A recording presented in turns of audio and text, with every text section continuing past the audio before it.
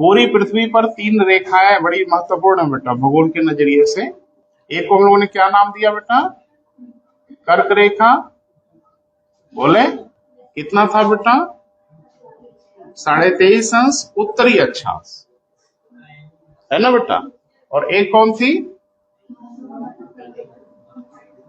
मकर रेखा। कितना बेटा? 23.5 अंश दक्षिणी, दोनों 23.5, लेकिन ये उत्तरी है और ये दक्षिणी है। और इसमें मैंने बोला था कि पूरे वर्ष भर में सूर्य की लंबवत किरणें कर्क रेखा से लेके मकर रेखा के बीच में एक चक्कर लगा देती।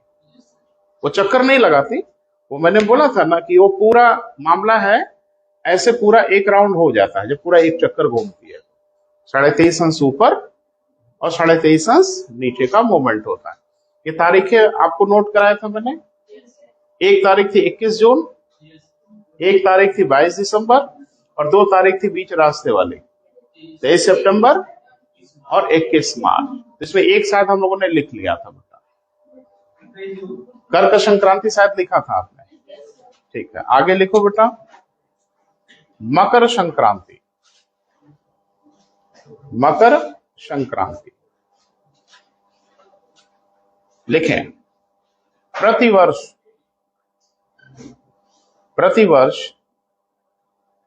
22 दिसंबर को, प्रतिवर्ष कब बेटा? 22 दिसंबर को सूर्य की लंबवत किरणें मकर रेखा पर पड़ने लगती हैं।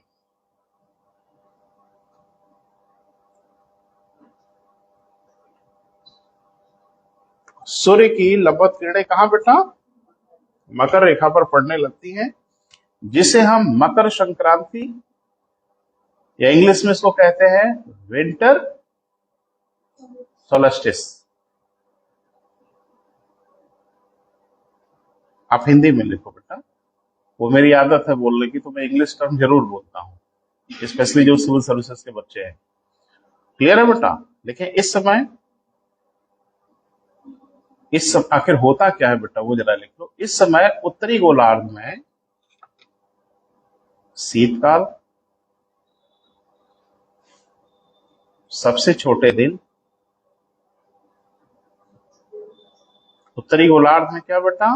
शीतकाल। शीतकाल माने ठंडक का समय, सबसे छोटे दिन तथा सबसे लंबी रातें होती हैं।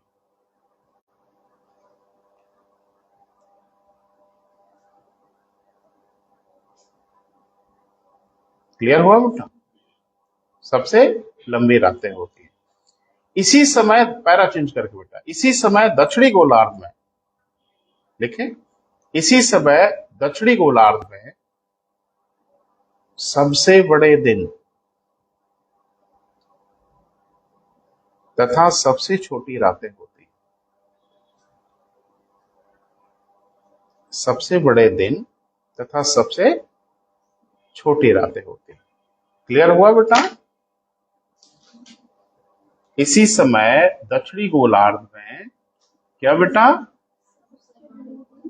सबसे बड़े दिन तथा सबसे छोटी रातें होती हैं तथा ग्रीष्म काल होता है, गर्मी का समय होता है। क्लियर हुआ बेटा? अच्छा, थोड़ा सा बेटा समझना है, आखिरकार सूर्य जब हमारी तरफ होता है तो गर्मी कहाँ होती है, या सूर्य जिसकी तरफ होता है उधर गर्मी क्यों होती है? भाई दिन तो जैसे अभी भारत में भी दिन होगा तो दुनिया के कई इलाकों पे दिन होगा, लेकिन हर इलाके में सीजन तो एक नहीं होगा जहां जहां दिन हुआ है। तो आखिरकार ये टेम्परेचर बदलने का क्या कारण है कि सूर्य की वही किरणें होती हैं, वही सूर्योदय होता है, लेकिन उसकी प्रखरता में कमी होती है। वजह क्या होती है? कहीं ज्योग्राफी पढ़ते समय आपने पढ़ा होगा कि जब सूर्य की किरणें लंबवत होती है तो ज्यादा गर्मी देती है। कभी बेटा देखो, जब भी अध्ययन करो तो थोड़ा सोचो जरूर, बहुत जरूरी है बेटा हायर कंपटीशन में। लेखपाल और सिपाही और फलाना ढमाका में तो गाड़ी निकल ही जाएगी, और सिपाही में भी नहीं निकल पाएगी। अभी सिपाही की परीक्षा के पेपर में प्रश्न था, हम याद है बोल दे रहे हैं, उसमें पूछा निम्न में से कौन सा अस्थायी पवन नहीं है। देख लेना पेपर जाके, अगर सिपाही की परीक्षा में ये सब पूछा जा रहा है तो आपको छोड़ देंगे? बिल्कुल नहीं छोड़ेंगे। तो थोड़ा सा ये समझना है बेटा कि आखिरकार ये मामला क्या है कि सूर्य जिस गोलार्ध में होता है उधर गर्मी रहती। होने का मतलब ये मत समझना कि दक्षिणी गोलार्ध में दिन नहीं होता। दिन तो पूरा आधी धरती पर होता है भाई, उत्तरी गोलार्ध का कुछ इलाका, दक्षिणी गोलार्ध का कुछ इलाका, हाँ या ना। तो एक बात मुझे बताओ, फिर उधर ज्यादा गर्मी क्यों मिलती है जिधर सूर्य की किरणें लंबवत होती है?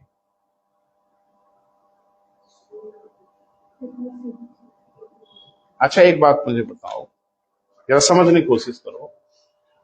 जैसे मान लो कि दिन हो जाता, तो दिन हो रहा है तो सूर्य की किरणें इधर भी आ रही हैं, इधर भी आ रही हैं, इधर भी आ रही हैं, तो ये पृथ्वी के आधे इलाके में तो दिन हो गया, हाँ या ना। इधर ना रात हुई, तो आधा इलाका तो उत्तरी गोलार्ध में भी है और दक्षिणी गोलार्ध में भी है, लेकिन इधर गर्मी हो रही है और इधर ठंडक हो रही है। आखिर ये मामला क्या है? अरे भाई जाड़े में दिन नहीं होता हम लोगों का और गर्मी में दिन नहीं होता, तो आखिरकार दिन तो दोनों तरफ हो रहा है, जाड़े में भी हो रहा है, गर्मी में भी हो रहा है, लेकिन कुछ जगह पे गर्मी पड़ रही है, कुछ जगह पे गर्मी नहीं पड़ रही। मैं जो कह रहा हूं उसको जरा समझने की कोशिश करिए। हम जो सूर्य को कहीं रहे सूरज, मेरा सीधा सा प्रश्न यह है कि गर्मी क्यों पड़ने लगती है भाई? साल भर विषुवत रेखा पे ही तो नहीं होता।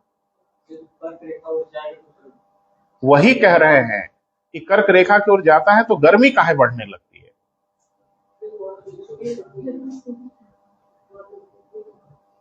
क्योंकि यहां सूर्य की किरणें आती हैं, बाकी जगह नहीं आती, तो क्यों वहां ठंडक लगती है?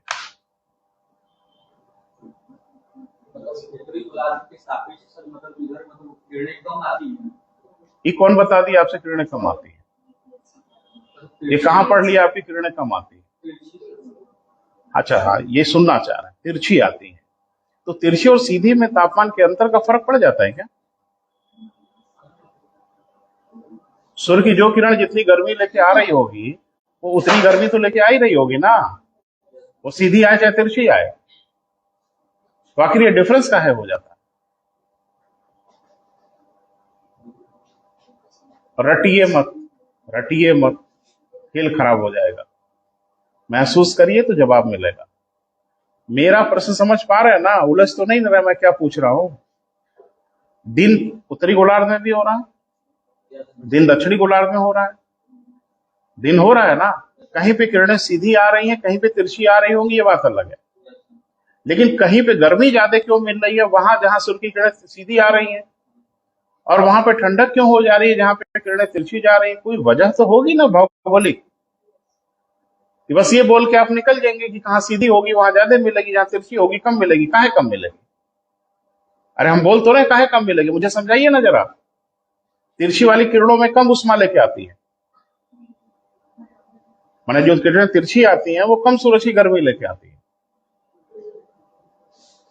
सीधी वाली ज्यादा लेके आती है। सूरज से हर किरण एक बराबर उष्मा लेके निकलती है,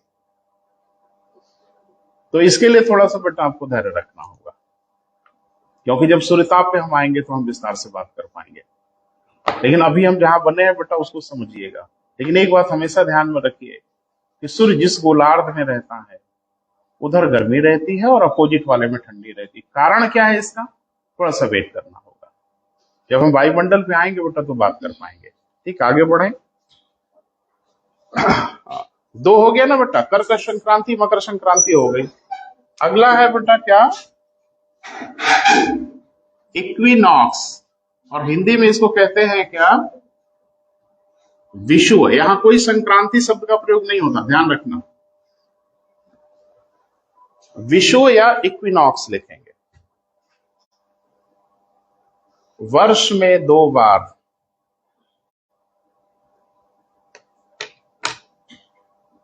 वर्ष में कितनी बार बेटा? 2 बार सूर्य की किरणें विषुवत रेखा पे लंबवत होती हैं।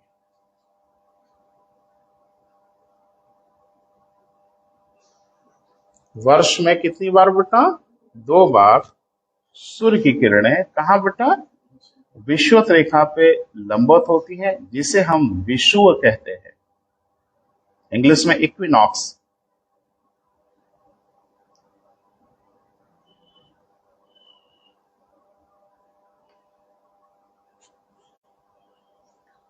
हाँ लिखें, यह स्थिति प्रतिवर्ष, यह स्थिति प्रतिवर्ष कब होती है बेटा? हाँ 21 मार्च और पता नहीं कै सितंबर, अच्छा 23 सितंबर, 21 मार्च तथा 23 सितंबर को होती है। तो 2 बार विषु होता है, ये दोनों के नाम थोड़ा अलग अलग है ना बेटा। सितंबर वाले को कहते हैं शरद विषु, मार्च वाले को कहते हैं बसंत विषु। क्लियर है? देख लें 23 से पैरा चेंज करके बेटा, नीचे से अलग अलग पॉइंट बना के लिखो, याद रहेगा। 23 सितंबर को होने वाला विषुव शरद विषु कहलाता है। शरद विषु, शरद ऋतु का नाम है।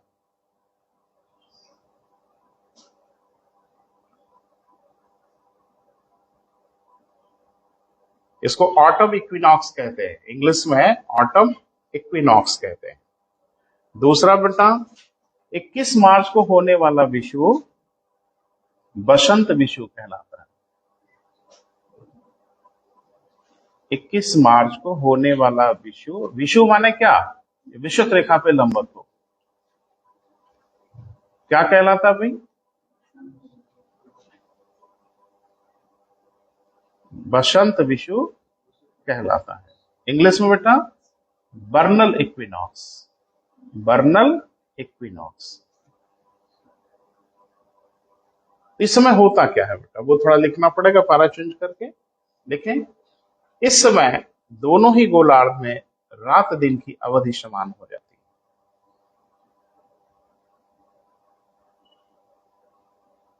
है। दोनों गोलार्धों में रात दिन की अवधि क्या हो जाती है बेटा? समान हो जाती है, ऋतुएं सम हो जाती हैं।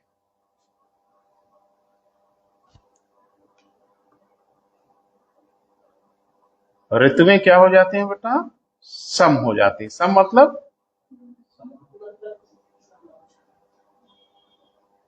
आज गुस्से में हो, व्रत व्रत हो क्या, भूख लगी है तो मेरे ऊपर गुस्सा काहे उतार रहे हो भाई? ठीक है चले, अच्छी बात है। सम मतलब ना गर्मी रह जाती है ना ठंडक रह जाती है ना।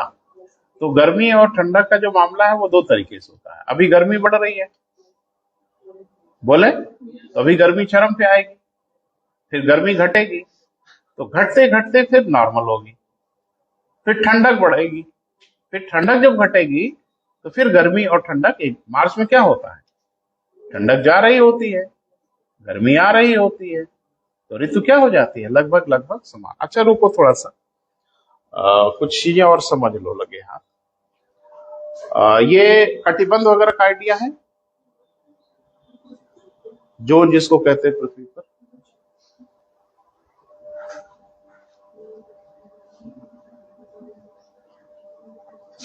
अरे नाम सुना नहीं होगा, उष्ण कटिबंध, शीतोष्ण कटिबंध, ढमाका कटिबंध। नहीं ढमाका कटिबंध नहीं होता कोई, थोड़ा देख लो देख लो देख लो भैया। अब चली चला की वेला है, जो हो जाए वो हो जाए।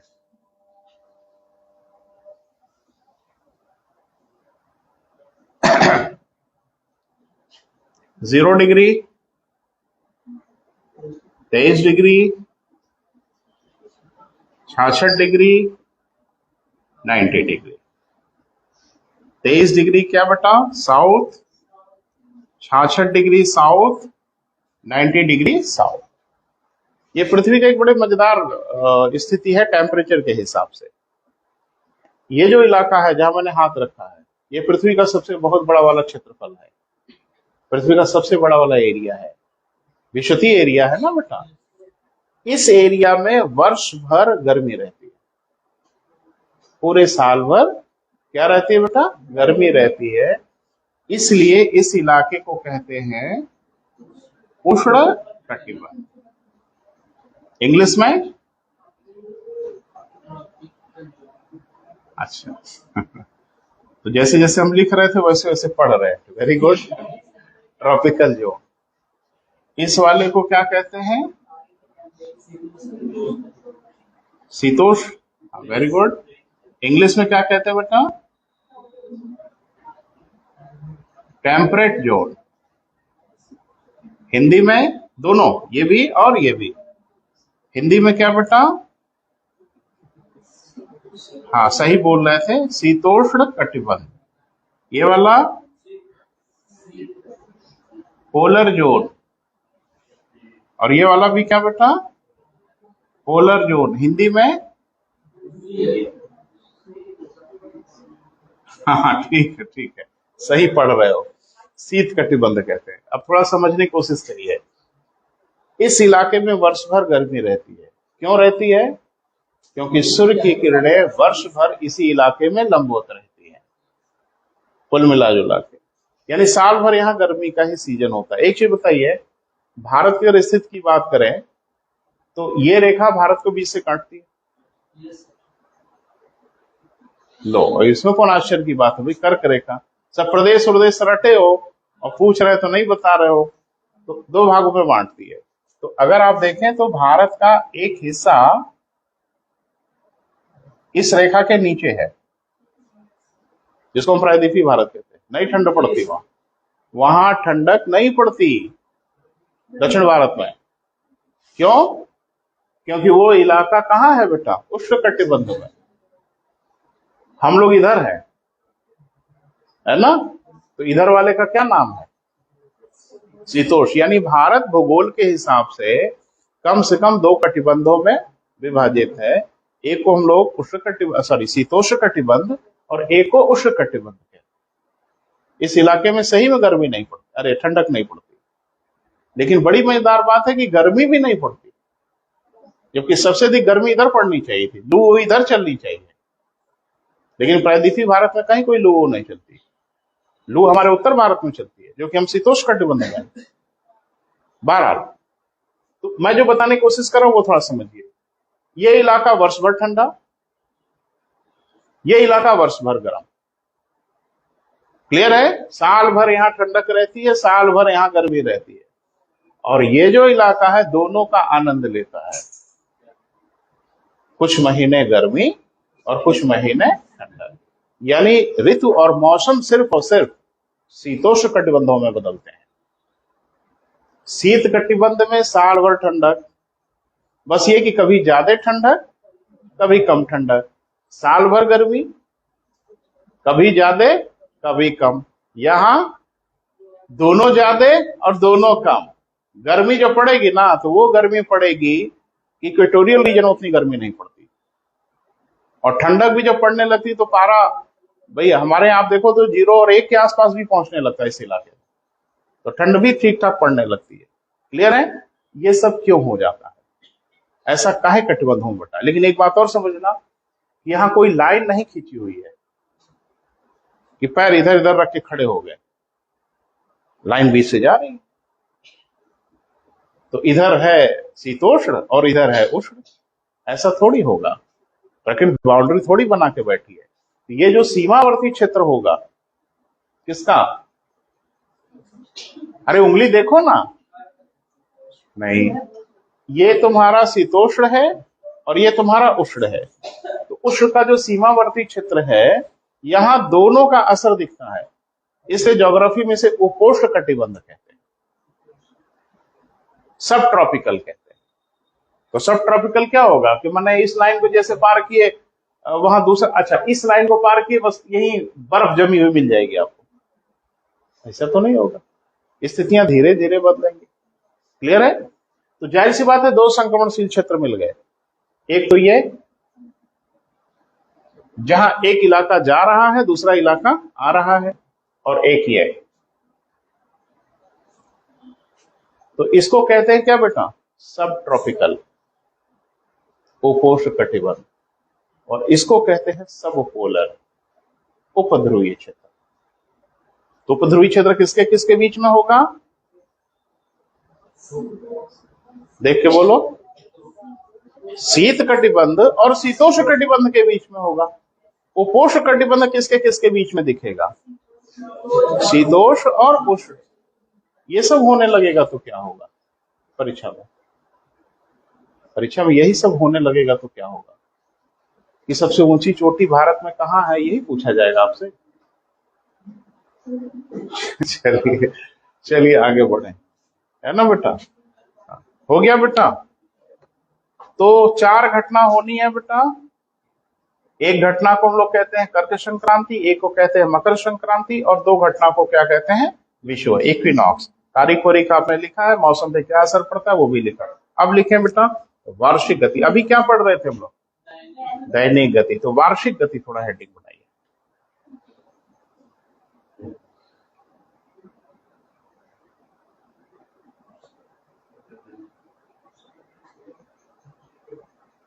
तो वार्षिक गति से क्या होता है बेटा,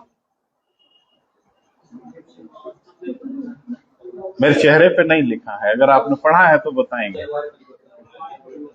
जलवायु परिवर्तन होता है। जलवायु या मौसम है, आपके मित्र तो जलवायु कह रहे हैं। जलवायु होती है एक लंबे समय के बाद मतलब परिवर्तन। जलवायु किसे कहेंगे, कोई उसके चर होंगे, कोई वेरिएबल होंगे, कुछ घटना होगी, तब ना बोलेंगे। आज आपके भी मित्र फोन कर दिए और पूछे कि आजमगढ़ का क्या हाल चाल है, तो आप बोलेंगे कि आज की जलवायु बहुत अच्छी है, मौसम कहेंगे। किस आधार पे, कैसे कह दिया आपने अच्छा है। मैंने, चलो सीधे मुद्दे पे आ जाते हैं। जलवायु और मौसम को निर्धारित करने वाले कारक कौन है, और कुछ, घनत्व, जोड़िए मत अपने मन से, आर्द्रता।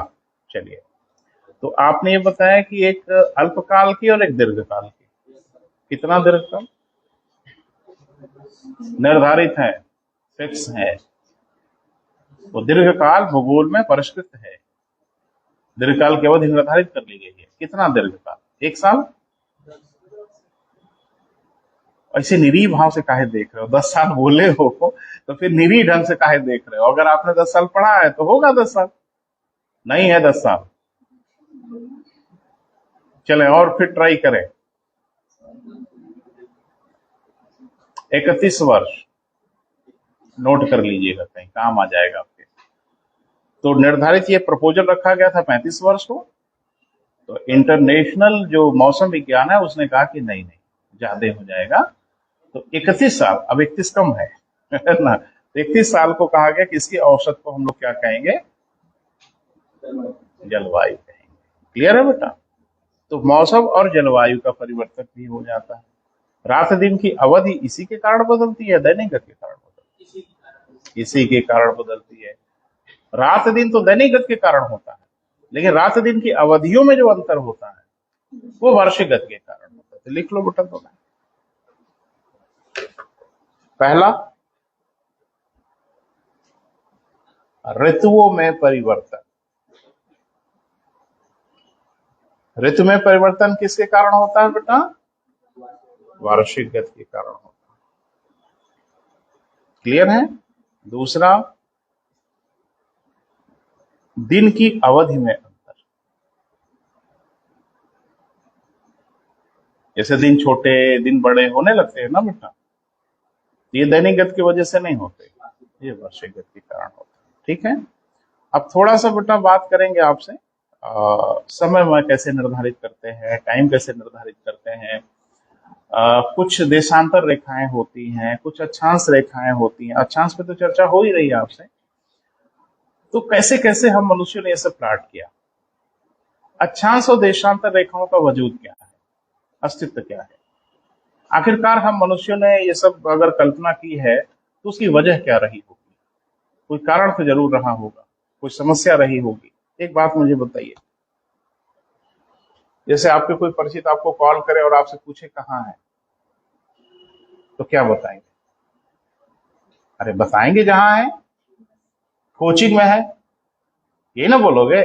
अगर झूठ ना बोलो तो यही बोलोगे कोचिंग में है। वो पलट के पूछ सकता है कोचिंग कहाँ है, जैसे ना जानता हो तो कोई लैंडमार्क, कोई लोकेशन बताएंगे ना कि भाई चलो डीएवी कॉलेज के सामने है। क्लियर है। कभी आप अपनी लोकेशन एब्सोल्यूट बता सकते हो, बिना किसी का नाम वाम लिए।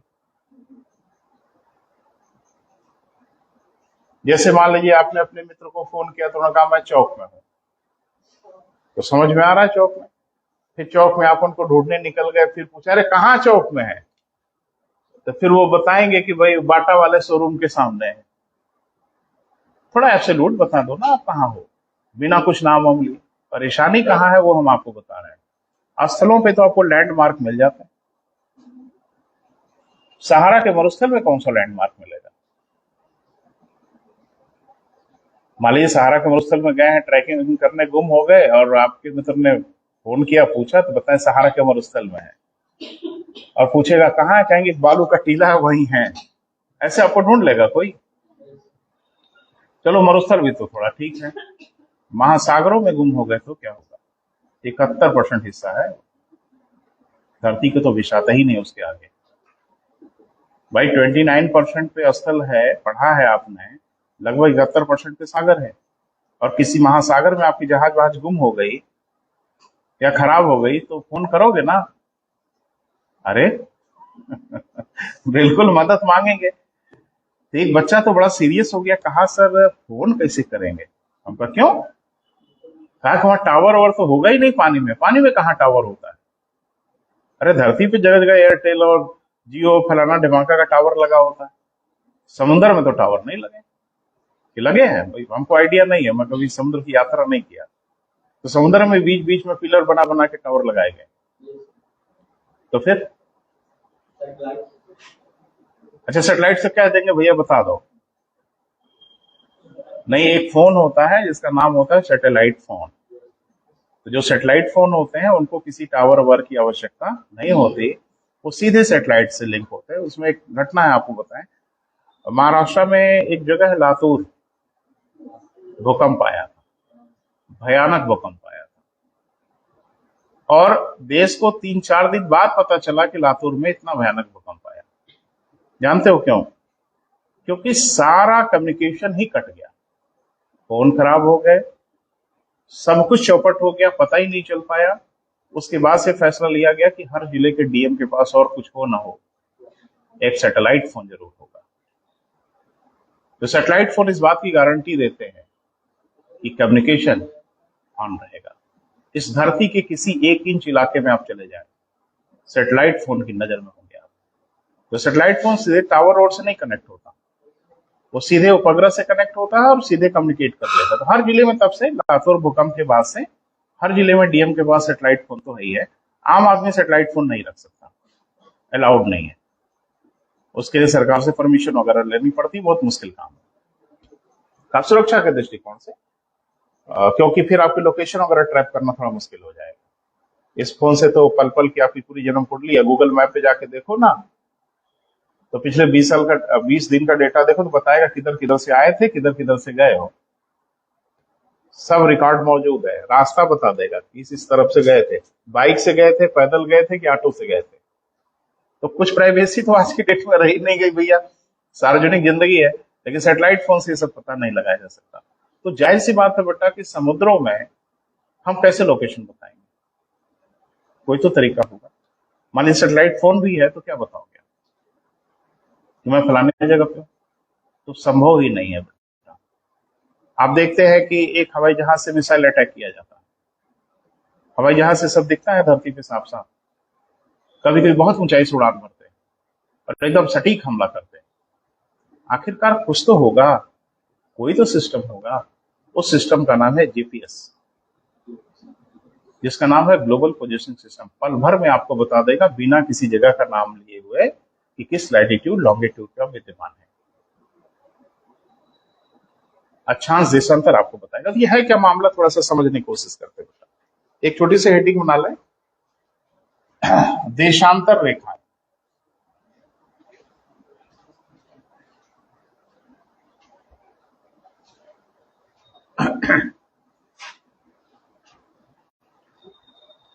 एक्चुअल में है क्या ना बेटा, जरा सा समझो।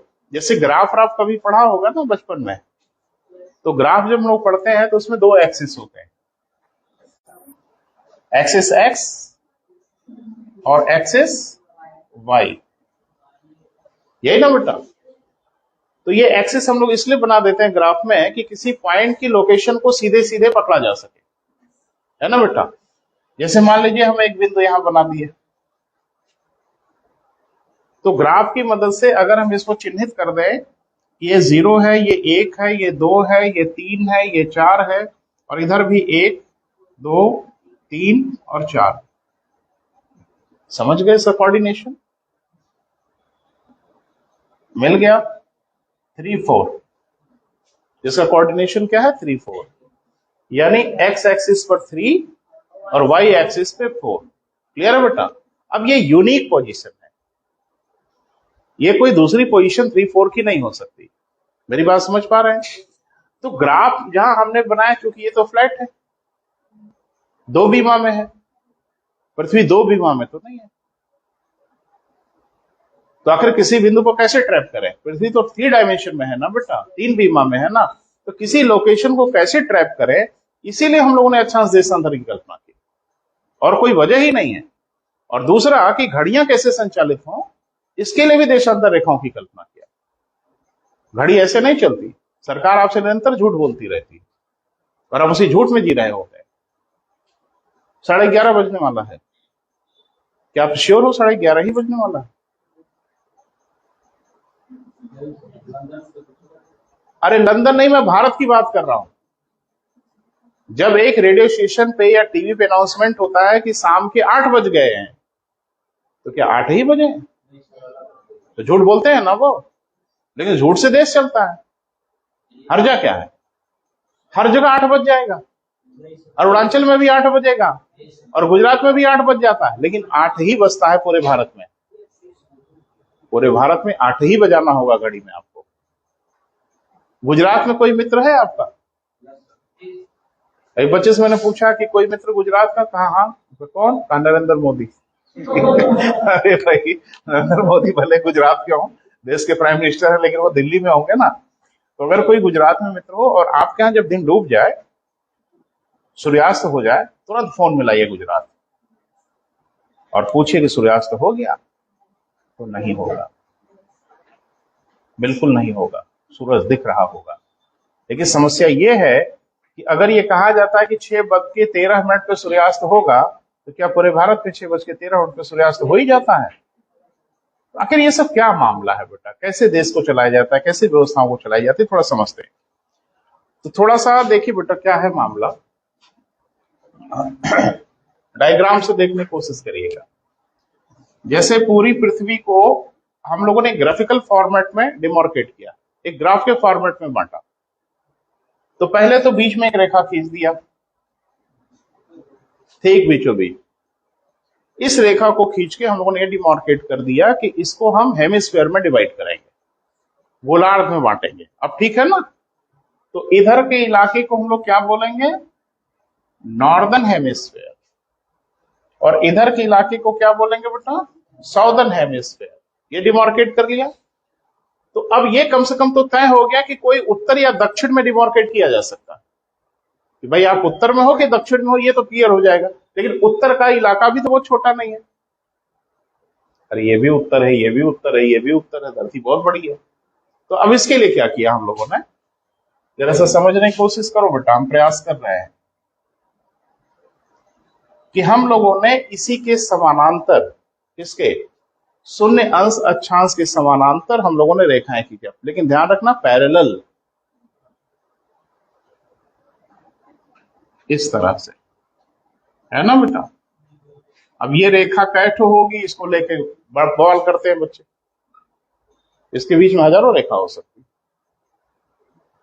अरे 1-1 डिग्री पे खींचेंगे तब ना, 23.5 डिग्री की डिमार्केशन पे है। अरे आपने पढ़ा है ना कि 1 डिग्री में होता है 60 मिनट। 1 से 2 डिग्री के बीच में 60 रेखा खींची जा सकती है। कितने कितने पे आप खींच रहे हैं, डिपेंड इस पे करता है ना।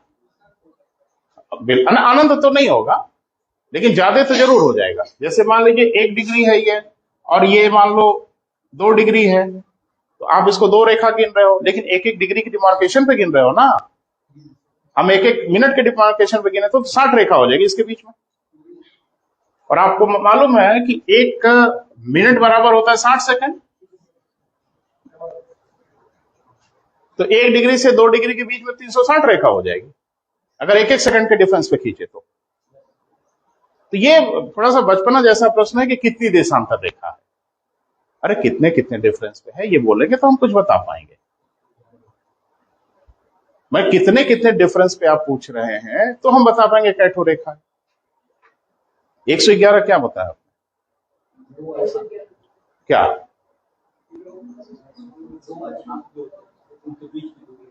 दो अक्षांश।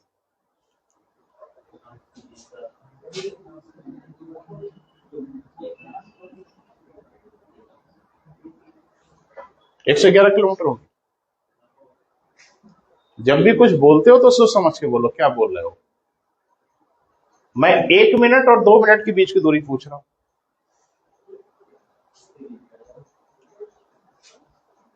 आपने क्या बताया ये आपको भी नहीं पता है। आपने सीधे सीधे 2 डिग्री के डिफरेंस को बताया, लेकिन हमेशा 2 डिग्री का डिफरेंस हो जरूरी थोड़ी है। फिर 23.5 कहां से आ गया? फिर 23 के बाद 24 आना था ना, फिर 23.5 आ गया। नहीं समझ पा रहे हो? 23.25 भी हो सकता है, 23 डिग्री 1 मिनट भी हो सकता है, 23 डिग्री 1 मिनट 1 सेकंड भी हो सकता है। मेरी बात समझ पा रहे हैं? तो ये जो आप बता रहे हो 111, ये 1 डिग्री से 2 डिग्री यानी लगातार 2 डिग्री के बीच का डिफरेंस है, ना कि 2 मिनट का डिफरेंस है, ना कि 2 सेकंड का डिफरेंस है। बहरहाल यही सब रटे रहते हो और मेरी नजर से नहीं गुजरा होगा 111 है। ये सब बोल के बहुत इंप्रेस में होता नहीं इन सब चीजों से, है ना। बहरहाल थोड़ा सा देखने की कोशिश करो। कुछ इस तरह से, चलो थोड़ा दूर दूर खींचते हैं, इधर भी है ना बेटा। तो ये रेखाएं जरा इनकी खासियत देखो। 2 अक्षांश रेखाएं एक गोलार्ध में एक बराबर लंबाई की नहीं होती। फिर से सुनो मैं क्या बोल रहा हूं। 2 अक्षांश रेखाएं एक गोलार्ध में एक बराबर लंबाई की नहीं होती, लेकिन 2 अक्षांश रेखाएं दोनों गोलार्ध मिला के एक बराबर लंबाई की होती है।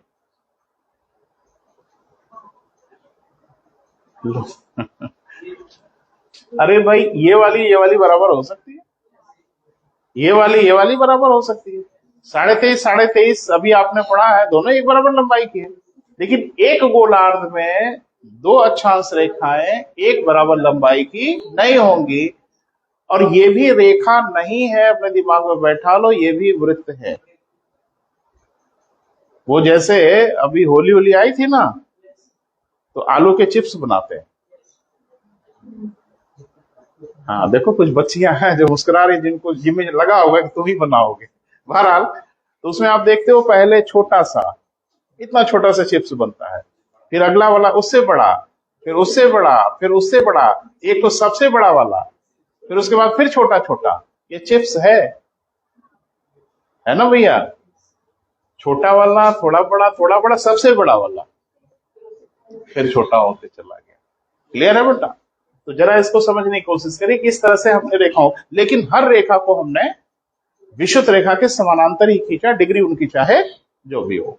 अब इसमें एक समस्या आई, इसको 0 मान लिया तो 1 डिग्री इधर भी, 1 डिग्री इधर भी। बोल नहीं रहे। 2 डिग्री यहां भी तो 2 डिग्री यहां भी, ऐसे करते करते 90 डिग्री इधर भी तो 90 डिग्री इधर भी। अब ये कंफ्यूजन हो गया कि अगर आप बोले कि कहां हो, किस अक्षांश पे हो, तो आपने कहा 2 डिग्री अक्षांश पे है, तो कंफ्यूजन है कौन वाले 2 डिग्री पे। इस समस्या का समाधान कर दिया गया कि अक्षांश के साथ हमेशा उत्तरी या दक्षिणी बोलना होगा आपको, एक को छोड़ के,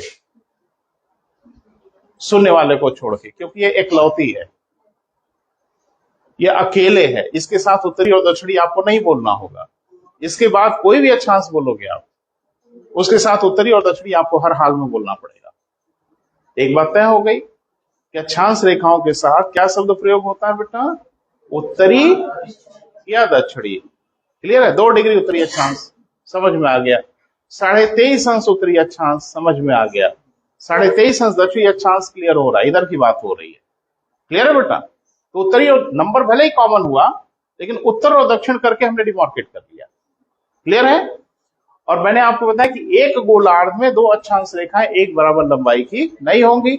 इसमें कुछ अक्षांश रेखाओं को हमने नाम दे रखा है, हर रेखा को नाम नहीं दिया। जैसे कल हमने बात किया था कि हमने 0 को नाम दिया है, हमने 23.5 को नाम दिया है, हमने 66.5 को नाम दिया है, और हमने 90 डिग्री को नाम दिया है। इसके अलावा देशांतर रेखाएं और भी हैं, लेकिन उनको हम लोगों ने कोई नाम वाम नहीं दिया, बस डिग्री से।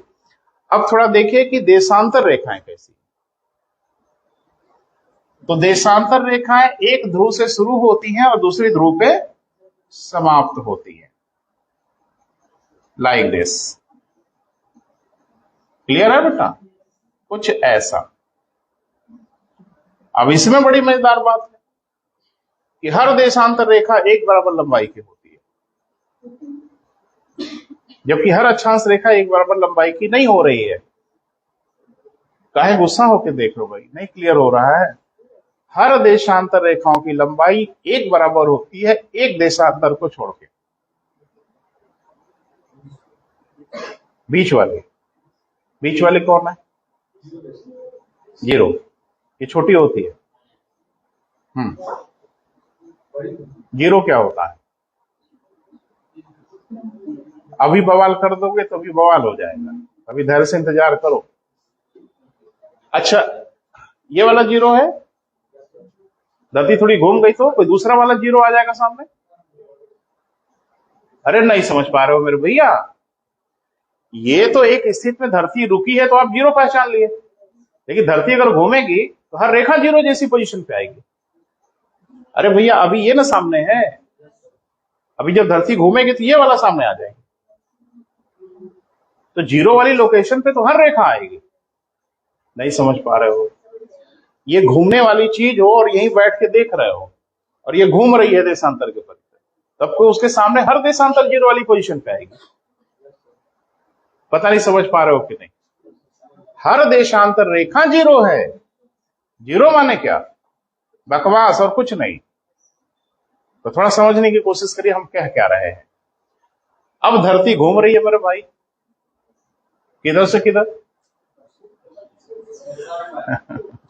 नहीं, यहां धरती पे बोलो, धरती पे लाउड है, सूरज पे लाउड नहीं है, धरती पे लाउड है। पश्चिम से पूरब की ओर हम घूम रहे हैं। क्लियर है बेटा?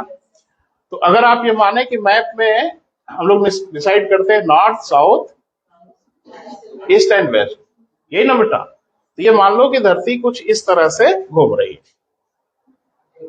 पता नहीं समझ पा रहे हो कि नहीं? ऐसे घूम रही है, और मान लो सूरज इधर है। थोड़ा सा समझने की कोशिश करो। अब ये कि देशांतर रेखाएं कैठो खींची जा सकती हैं, ये तो तय है कि 1-1 डिग्री पे अगर खींचा जाए तो 360 देशांतर रेखाएं हो जाएंगी। बोल नहीं रहो? एक बिंदु के चारों ओर कितना कोण बनता है? एक बार फिर कोशिश करते हैं, धरती को ऊपर से देखते हैं, फिर से देख लेते हैं एक बार। ये हो गया नॉर्थ पोल। हाँ या ना बोलो, जल्दी जल्दी बोलो। अब यही तो देशांतर रेखाएं हैं। ऊपर से देखेंगे तो ऐसी जाती हुई दिखेंगी ना। तो ये है देशांतर रेखा। तो एक बिंदु के चारों ओर कितना डिग्री का कोण हो सकता है? 360। तो 1-1 डिग्री पे अगर आप देशांतर रेखा खींचने की कोशिश करो तो 360 देशांतर हो गई। यानी ये रेखाएं कुल कैठो है बेटा? 360। क्लियर है? अब एक चीज बताइए कि 360 देशांतर रेखा तो है, हम आपसे पूछे इस रेखा से इस रेखा के बीच में कै देशांतर रेखा है? गिन लेंगे। 1, 2, 3। धरती पे कहीं है देशांतर रेखा जो गिन के बता दोगे? मैथ में तो गिन लिया। अब एक बात बताओ, जरा सा कल्पना करो।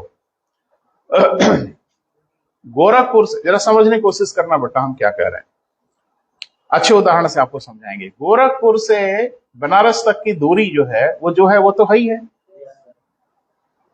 वो दूरी तो बदल नहीं जाएगी।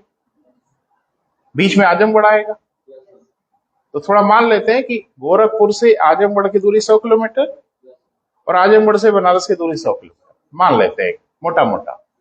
तो बनारस से गोरखपुर की दूरी 200 किलोमीटर। लो, अब इसमें भी आश्चर्य से देख रहे हैं कि ये क्या बोल रही है सही बोल रहे हैं। तो दूरी 200 किलोमीटर है। क्लियर है? बीच में मील के पत्थर गड़े हुए, माइल स्टोन गड़े हुए हैं। बनारस से लेके गोरखपुर तक मील के पत्थर गड़े हुए हैं। क्लियर है? मील के पत्थर पे अभी रंगाई पुताई का काम चल रहा है। हाँ, पेंटिंग वेंटिंग होती है। तो रंग वंग के रेडी कर लिए, नंबर नहीं लिखे अभी। ठीक है। अब एक चीज बताओ कि जीरो कहां से शुरू करें? इसका कोई नियम है? जहाँ से चलना होता है अरे हर आदमी अलग अलग जगह से चलता है। हमारे साथ से लेकर अच्छा एक बात बताओ, जीरो कहीं से शुरू करें, इससे दूरी पे कोई असर होगा? कोई असर नहीं होगा। अब मैं उदाहरण बता रहा हूं। मान लीजिए जीरो का पत्थर आजमगढ़ में गड़ जाए, तो गोरखपुर की ओर जाएंगे तो किलोमीटर बढ़ता चला जाएगा, बनारस की ओर जाएंगे तो भी किलोमीटर बढ़ता चला जाएगा। आप बड़े आश्चर्यचकित होकर देख रहे हो, कुछ कंफ्यूजन आपको महसूस हो रहा है तो बात करो बेटा। इसमें कोई बड़ी पहेली नहीं है, बहुत सिंपल ढंग से बता रहे हैं, बहुत सिंपल बात है। जीरो के मील का पत्थर हम आजमगढ़ गाड़ दें और हम गोरखपुर की ओर चले और मील के पत्थर पे किलोमीटर लेते चले जाए, तो गोरखपुर जब हम पहुंचेंगे तो 100 किलोमीटर दिखेगा, और इधर हम बनारस जाएंगे तो 100 किलोमीटर दिखेगा। बोल नहीं रहे? क्या गोरखपुर से बनारस की दूरी बदल गई? 200 किलोमीटर ही है दूरी। जीरो का पत्थर हम बनारस में गाड़ दें तो आजमगढ़ में 100 दिखेगा, गोरखपुर में 200 दिखेगा। फर्क क्या पड़ता है इससे? या मील का पत्थर गोरखपुर में ही गाड़ दें तो आजमगढ़ 100 दिखेगा और फिर बनारस 200 दिखेगा। तो जीरो का क्या फर्क पड़ता है? जीरो का कोई फर्क नहीं पड़ता। जीरो कहीं हो, जीरो सिर्फ गिनने के लिए माना जाता है। बाकी जीरो का क्या मतलब है? बनारस में जीरो लिख दिया तो बनारस कुछ खास हो गया क्या? और आजमगढ़ में जीरो का पत्थर लिख दिया तो आजमगढ़ खास हो गया? जीरो काहे लिखा है? गिनती के लिए।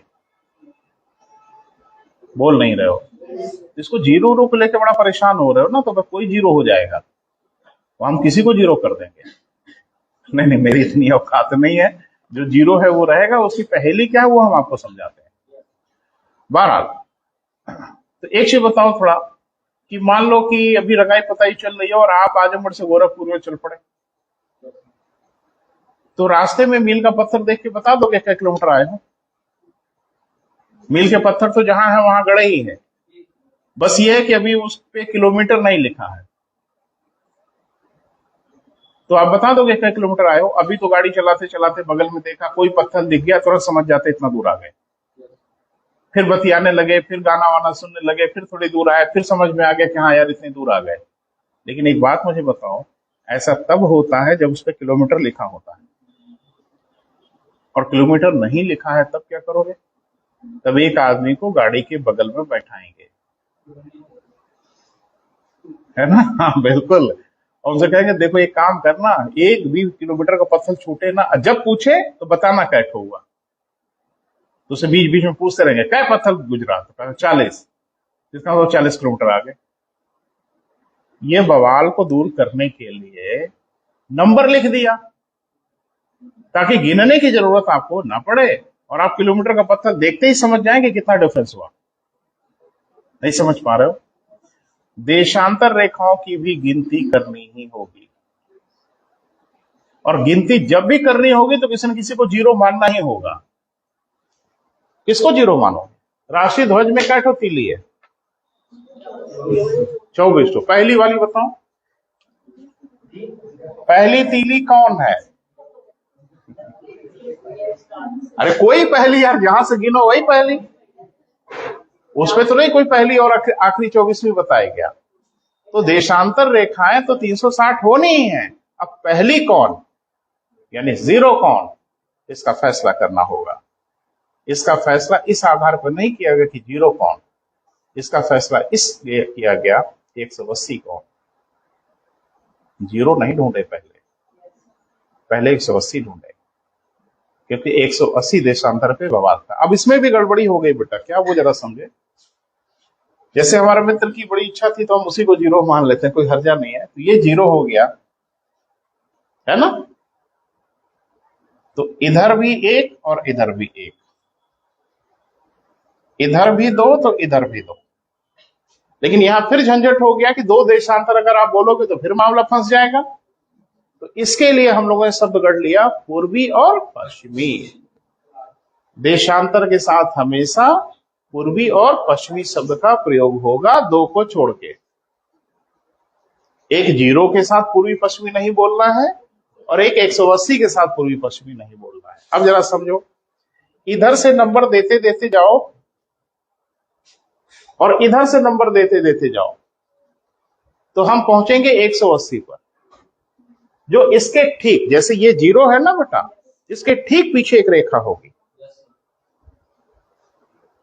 वो 180 होगी, क्योंकि आधा इधर और आधा इधर। 180 इधर से, 180 इधर से 360। एक बच्चे ने कहा कि सर इतना माथा पच्ची काहे किया, 0 शुरू किया, सीधे 360 लिख के छोड़े होते। काहे भाई, ये तो आसान था ना, 0 शुरू करते और सीधे लेके जाते 360 पे। ये 0 होता है, यही बगल में 360 हो जाता, बवाल ही खत्म। जी ना पाते धरती पर, जीवन दुभर हो जाता। इसलिए व्यवस्था बनाई गई कि ना भैया, ये दोनों तरफ से नंबर चलेगा। जानते हो दिक्कत क्या थी? दिक्कत 180 की थी। क्यों थी वो हम आपको समझा रहे हैं। धरती किधर से किधर घूम रही है? हाई कई बार पूछेंगे। पश्चिम से पूरब की ओर घूम रही है। क्लियर है? तो जैसे मान लीजिए थोड़ी देर के लिए कि इस रेखा पे 12 बज गया है, मान लें दिन का 12 बजा है, तो क्या इस रेखा पर भी 12 बजेगा? ये रेखा तो 4 मिनट पहले, अरे वो तो 4 मिनट का आइडिया है ना, एक दिन कैलकुलेट करके बताया था कि एक देशांतर को घूमने में 4 मिनट लगता है। तो 4 मिनट पहले ये रेखा यहां रही होगी ना, इस लोकेशन पे। जिस लोकेशन पे 12 बजता होए उस लोकेशन पे 4 मिनट पहले रही होगी। मतलब इस रेखा पे 4 मिनट पहले 12 बज चुका होगा, तो अभी 12:04 हो रहा होगा। और ये रेखा 4 मिनट बाद इस लोकेशन पे आएगी ना, तो भी 12 बजने में 4 मिनट बाकी होगा। इसका मतलब साफ हो गया कि पूरब की ओर जब बढ़ेंगे तो बढ़ेगा, पश्चिम की ओर घटेगा। लेकिन एक बात हमेशा ध्यान रखना, 0 से नहीं, कहीं से किसी जगह से। जैसे ये रेखा है ना, ये भी पश्चिम में है, और 3 डिग्री ये भी पश्चिम में है, दोनों पश्चिम में है ना। हाँ या ना बोलोगे? दोनों पश्चिम में है कि नहीं? इससे अरे इधर बोलेंगे वेस्ट और इधर बोलेंगे ईस्ट, तो ये दोनों ईस्ट में है ना, सॉरी वेस्ट में है ना, पश्चिम में। 2 भी पश्चिम में है, 3 भी पश्चिम में है, लेकिन इसके और इसके बीच के समय का डिफरेंस भी 4 मिनट ही होगा। अब यहां से देखिए कि कौन पश्चिम में है कौन पूरब में है। 0 गया भाड़ में, 0 का काम खत्म हो गया, 0 सिर्फ गिनती के लिए है। अब यहां से 3 पश्चिम में है ना, और 2 यहां से पूरब में है ना, तो 2 का समय आगे होगा और 3 का समय पीछे होगा। तो हमेशा ये ध्यान रखना, 0 से नहीं हमारा कोई लेना देना है। किसी भी देशांतर से पूरब गए, वो चाहे पूरब में रहे चाहे पश्चिम में रहे, उसे फर्क नहीं पड़ता। नहीं समझ पा रहे हो? किसी भी देशांतर से, चाहे वो देशांतर पूरब में रहे चाहे वो देशांतर पश्चिम में रहे, किसी भी देशांतर से अगर आप पूरब दिशा की ओर बढ़े। अच्छा, पूरब पश्चिम में मुझे लगता है कुछ कंफ्यूजन है। यहां से पूरब इधर है, मैंने जिस जगह पे मैं खड़ा हूं, 50 किलोमीटर आगे चले जाए इधर, तो भी उधर ही पूरब रहेगा। और ऐसे हम चले जाए 100-150 किलोमीटर, तो भी इधर ही पूरब रहेगा। और 500 किलोमीटर इधर चले जाए तो भी पूरब इधर ही रहेगा उस जगह से। ये क्यों नहीं भूल रहे? आप याद कर रहे हैं कि किसी भी देशांतर से पूरब उधर ही होगा जिधर पूरब रहता है। यहां से पूरब किधर? इधर। और यहां से पूरब किधर? इधर। और यहां से पश्चिम किधर? इधर। जबकि यह भी पूरब में ही है, बोल नहीं रहे, लेकिन इसके सापेक्ष यह पश्चिम में, तो यहां समय इसके सापेक्ष पीछे जाएगा। तो ये दिमाग में रखना, 0 नहीं, किसी भी देशांतर से अगर पश्चिम की ओर हटे आप, चाहे वो पश्चिम में हो चाहे वो पूरब में हो, समय घटेगा। किस हिसाब से? प्रति देशांतर 4 मिनट की दर से। बोल नहीं रहे? और किसी भी देशांतर से पूरब की ओर अगर आप बढ़े, चाहे वो पश्चिम में हो, चाहे वो पूरब में हो, चाहे वो जीरो दिखे चाहे ना दिखे, उससे हमारा कोई लेना देना नहीं है। मैंने बार बार कहा, जीरो का मतलब सिर्फ और सिर्फ गिनती के लिए है, और जीरो का कोई मतलब है नहीं। क्लियर है बेटा? तो किसी देशांतर से पूरब में समय बढ़ेगा, चाहे वो देशांतर पूर्वी हो चाहे पश्चिमी हो। किसी भी देशांतर से समय घटेगा, चाहे वो पूर्वी हो चाहे वो पश्चिमी। क्लियर हुआ? कितना बढ़ेगा घटेगा? 4 मिनट प्रति देशांतर की गति से। अब जरा देखो, यहीं से हम जरा जोड़ना शुरू करते हैं। इसके इधर पूरब सब आ रहा है ना बेटा, प्रति देशांतर 4 मिनट की दर से घड़ी आगे जाएगी। तो ऐसे ही बढ़ते बढ़ते बढ़ते बढ़ते जब हम आए तो हम पूरब ही तो जा रहे हैं। कितना चले? 180। किधर? पूरब की ओर। 180 180 गुणे 4 बटे 60, 12 घंटा। यानी इधर से जब आप उस रेखा पे पहुंचे तो घड़ी को 12 घंटे आगे बढ़ाना होगा, है या ना? और इधर से जब फिर आप उसी रेखा पे पहुंचे तो 12 घंटे पीछे करना होगा। उस रेखा के दोनों ओर इधर 12 घंटे आगे और इधर 12 घंटे पीछे, यानी कुल 24 घंटे का डिफरेंस हो गया, है या ना? इसीलिए कहा जाता है कि यही बवाल की रेखा है, क्योंकि ये रेखा अगर किसी देश के ऊपर से गुजर गई तो उस देश की तबाही तय है। और देश के ऊपर से थोड़ी गुजरेगी, अरे गलियों से गुजरेगी, मोहल्लों से गुजरेगी, बिल्डिंग से गुजरेगी, ऑफिस से गुजरेगी, कार्यालय से गुजरेगी, गांव से गुजरेगी, जिले से गुजरेगी। रेखा है ना। अब वहां 2 दिन होगा, है ना? जैसे बाई द मेरी कोचिंग से गुजर गई होती तो उधर हो जाता संडे, इधर होता मंडे। तो कुछ लोग 2-2 संडे मनाते। जब एक संडे मनाना होता तो उधर बैठ जाते, आज संडे सर घर जा रहे हैं, और फिर अगला संडे भी इधर सेलिब्रेट करते। लोग कहते हैं समय वापस नहीं आता, समय वापस आएगा, एक दिन वापस आ जाएगा, बस मेरे साथ चलो तो सही। बिल्कुल, जो समय बीत चुका है वो दोबारा फिर आएगा। जो तारीख और जो दिन बीत चुका है वो वापस फिर आएगा, बस एक खास जगह आपको चलना पड़ेगा। ठीक है? बर्थडे 2-2 बार मनाने का मन होगा तो बताना, वापस ले आ देंगे फिर वो तारीख और वो दिन। यही इस रेखा की खासियत है। हाँ, बढ़े चाहे घटे वो उसकी जिम्मेदारी मेरी थोड़ी है, लेकिन आपकी बड़ी हार्दिक इच्छा है कि सर 2 दिन बर्थडे मनाना चाहते हैं तो चलिए मेरे साथ, हम 2 दिन मनवाते हैं। लिखा पढ़ी में वही दिन होगा, वही तारीख होगी, है ना? चलो बेटा लिखें। अब लिखें क्या? तो हो गया भाई, क्या हेडिंग क्या बनाए हो? हाँ लिखें, अक्षांश तथा देशांतर रेखाओं के माध्यम से। 2 लाइन लिख लो भाई। अक्षांश तथा देशांतर रेखाओं के माध्यम से हम पृथ्वी पर किसी स्थान को निर्धारित कर पाते हैं।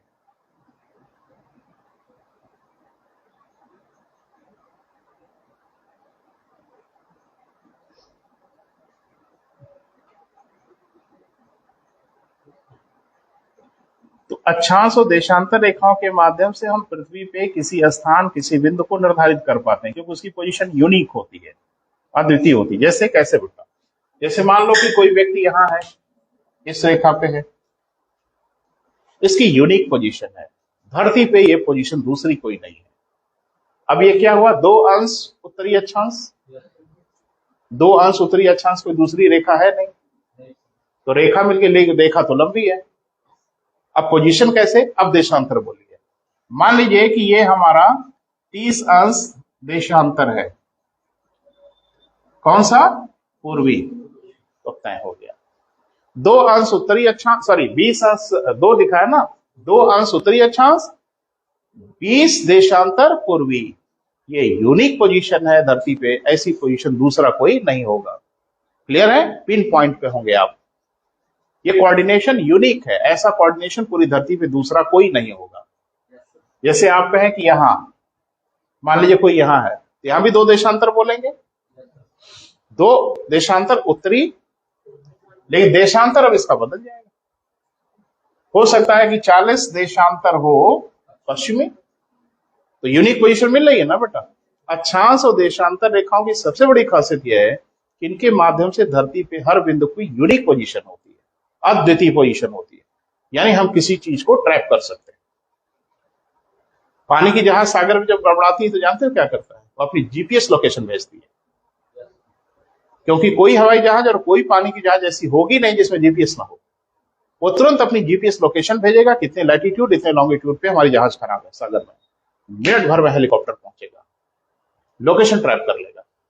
और नहीं तो प्रशांत महासागर तालाब थोड़ी है। ये कोई पूछे कहां खराब हुई जहाज, कहे प्रशांत महासागर में, तो कह देगा आ रहे हैं, है ना, ढूंढ लोगे प्रशांत महासागर में। 1000 जहाज लग गए तो महीने भर में ढूंढ पाए तो बहुत बड़ी बात है, लेकिन यहाँ तो पल भर में ढूंढ लेंगे, लोकेशन पता लगा लेंगे, तो बहुत बड़ी चीज है। बताइए। 12, दूसरा, समय के निर्धारण करने में देशांतर रेखाओं की महत्वपूर्ण भूमिका है। तो जीरो पहले नहीं निर्धारित किया गया, पहले 180 ढूंढा गया।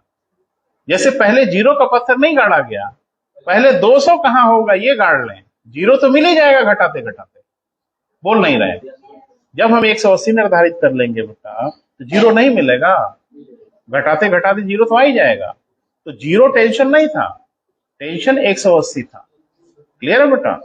तीसरे 2 रेखाओं को हम लोगों को पढ़ना होगा स्पेशली, देशांतर रेखाओं को, एक 0 अंश देशांतर और एक 180 अंश देशांतर। तो हेडिंग बना लीजिए, बात तो नहीं कर पाएंगे लेकिन हेडिंग बना लो ताकि याद रहेगा। लिखें, समय तथा दिन के निर्धारण करने के लिए 2 देशांतर रेखाएं महत्वपूर्ण हैं। समय तथा दिन के निर्धारण करने के लिए कौन से बेटा? 2 देशांतर रेखाएं महत्वपूर्ण हैं। ठीक है, बैठ जाओ बेटा, बैठ जाओ। 2 देशांतर रेखाएं महत्वपूर्ण हैं। तो 1-2 करके लिख लो, चर्चा हम करेंगे, विस्तार से बात करेंगे बेटा, जान इतनी जल्दी नहीं छोड़ेंगे, है ना। पहला 0 अंश देशांतर, पहला क्या बेटा? 0 अंश देशांतर। इसके कई नाम हैं बेटा, है ना, इसके नाम सब लिख लो ऑब्लिक करके। पहला ऑब्लिक करके जीएमटी, जीएमटी कैपिटल में, GMT oblique prime meridian, Hindi में इसका एक और नाम है बेटा मध्याह्न रेखा। ये सब क्या है बेटा? 0 अंश देशांतर। क्लियर है? दूसरा, अभी नाम लिखो अभी, दूसरा 180 अंश देशांतर, 180 अंश देशांतर। ध्यान, एक चीज नोटिस कर रहे हो बेटा, इनके साथ पूर्वी पश्चिमी नहीं बोला जा रहा है ही नहीं, तो बोला क्या जाए, यूनिक पोजीशन है ये। 180 अंश देशांतर, इसको हम लोग कहते हैं इंटरनेशनल डेट लाइन, अंतरराष्ट्रीय तिथि रेखा। एक तो क्वेश्चन बोलेंगे बेटा आपको, अनुमति है? भूगोल में गणित, कोई हर्जा? ज्योग्राफी में गणित हो जाए तो मैं एक जगह का समय बताऊंगा, एक जगह का समय आप बताइएगा, बता देंगे? क्वेश्चन लिखिए, क्वेश्चन लिखो, है ना। अब इत्मीनान से करना, कर लोगे, पता है ना कि हर देशांतर पे 4 मिनट का डिफरेंस होता है। पूरब की ओर बढ़ेगा, पश्चिम की ओर घटेगा, पूरब रहे पश्चिम रहे उससे हमारा लेना देना नहीं है। जहां पूछा है वहां से पूरब अगर बोलोगे तो बढ़ेगा, और जहां से पूछा है वहां से पश्चिम जाएंगे तो घटेगा। ये तो कॉन्सेप्ट क्लियर है ना? नहीं हो तो अभी बोल दो, अभी कोई बिगड़ा नहीं है, क्वेश्चन का उत्तर बताना पड़ेगा सबको। लिखें, 74 अंश पूर्वी देशांतर,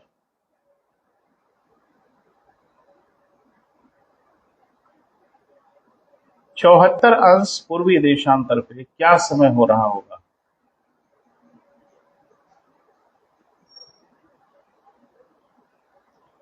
सॉरी, थोड़ा अच्छा सा क्वेश्चन बना लो। 74 अंश पूर्वी देशांतर दिल्ली, हाँ दिल्ली है 74 अंश पूर्वी देशांतर दिल्ली में क्या समय हो रहा होगा, जबकि 76 अंश पश्चिमी देशांतर कनाडा में सुबह 6 बजे की चाय पी रहे हैं लोग। चाय भाई लिख लो, अच्छा लगेगा। कनाडा 76 अंश पश्चिमी देशांतर पे लोग सुबह 6 बजे की चाय पी